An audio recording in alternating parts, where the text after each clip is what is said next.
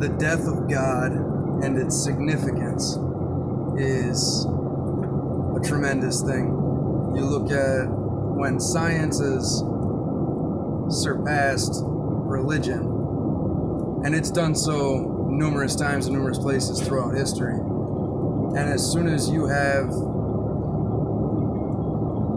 the death of God or religion or the moral social structure of a given society, it is almost immediately replaced with another ism. You see that in the Communist Party rise in China and the destruction of religion there. And then after Darwin came up with the theory of evolution, you have the humanist eugenics of Eastern Europe, Germany. Then you have the rise of the Soviet Union.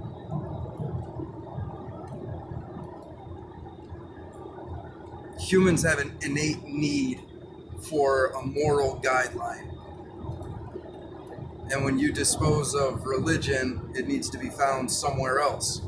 Nietzsche talked about the Uberman, making yourself the ideal, continually striving to improve. It's great, but it also takes a lot of work and self-discipline and creating your own structure of morality based off of your goals and the way that you see yourself progressing in the future. And it certainly isn't for everybody, because it does take a vast amount of self-inflection.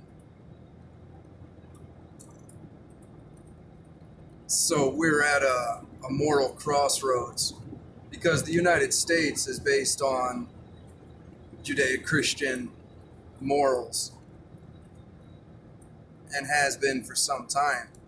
Now, obviously, there has been a lot of upheaval, and the church in a large way has failed in a large way, especially when you see the corruption within like Catholicism, for example, and all of these other sects of Christianity that have sprung up, causing many different divisions. But there's a huge disconnect between the church and the population, even people that live in the church. They don't associate with the non-Christians, which is exactly what Jesus himself did.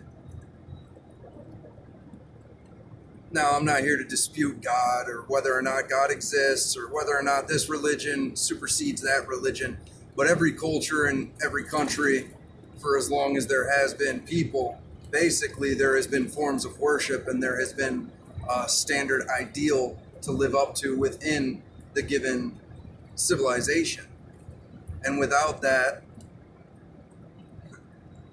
you have an anarchy. You have people who aren't able to compare themselves to one another on any type of similar standing.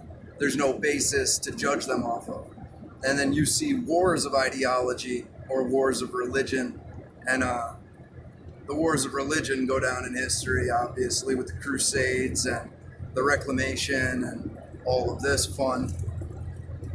And now we see wars of ideology, where you have one side versus the other side. And unfortunately, politics has become a religion. Wokeism has become a religion. And I don't mean religion as in God worship, but like when you spend a certain amount of your time focused on a thing, that is a type of worship. When you hold a person or an object or an ideal above all else, that is God to you. That is your God. Some people's God is the TV. Some people have the cell phone. Some people have their relationships. Whatever it is, that is your God. And so, the death of a common God and common morality is going to be a whole bunch of people who feel that they don't have purpose. Now, when you worship science, or you just look at numbers, there is no right, there is no wrong. There is no good, there is no evil. There simply is, and the examination thereof. And then you are capable of the most horrible atrocities. There have been many atrocities committed in the name of religion. Don't get it twisted. But that is assuming that they are good and the other people are evil, the infidels. Always got to kill the infidels. And yeah, so now we have a much broader disconnect from any type of centralized morality, and you can see that in the division that is rampant in the United States right now. And it's all very shallow. People are clinging to their own self-imposed identities, and who cares who you have sex with? I don't. But apparently that's a really important part of your identity. If that and your pronouns and your different social alignments are all that you have as your own self-image, obviously you're going to be miserable because you don't have a real substance. And misery loves what? Misery loves company. So you're going to condemn anyone who disagrees with your tiny view of who you are or what you're supposed to be. Just be an all-around miserable individual.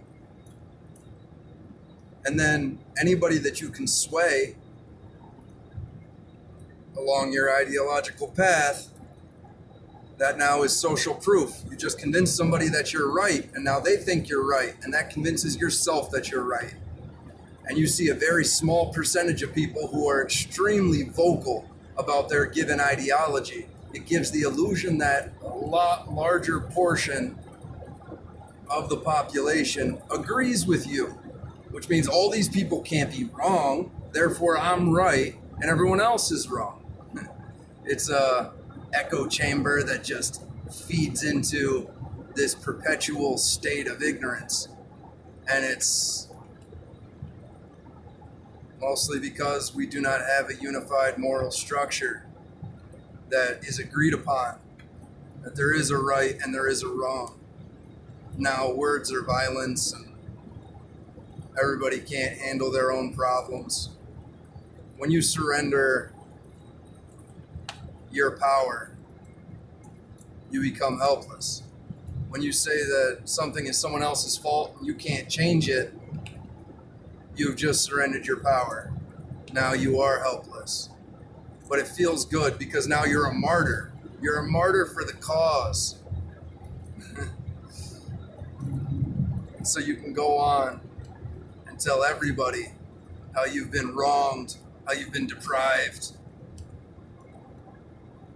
It's a sad state of affairs, and it comes from a lack of self. So either you build yourself to the ideal, or you find another ideal to strive towards. But find one with depth. It doesn't necessarily have to be a religion, but don't make it a shallow ideology. Religions were created over the course of thousands and thousands of years, stories told by countless generations of people. Wisdom's been funneled down through the ages and manifests into religion. They're not perfect, but some of the greatest minds in history have strove to push that forward. You can even study historians and philosophers and people who had revolutionary thoughts. Study their works. Model yourself after that. But don't just hop on the bandwagon and let these ideologues tell you who you are and what you're capable of. That is the pathway to destruction, my friends. Figure it out for yourself. Figure out what God you want to worship. And then do it wholeheartedly. We have more in common with each other than those that want us to fight.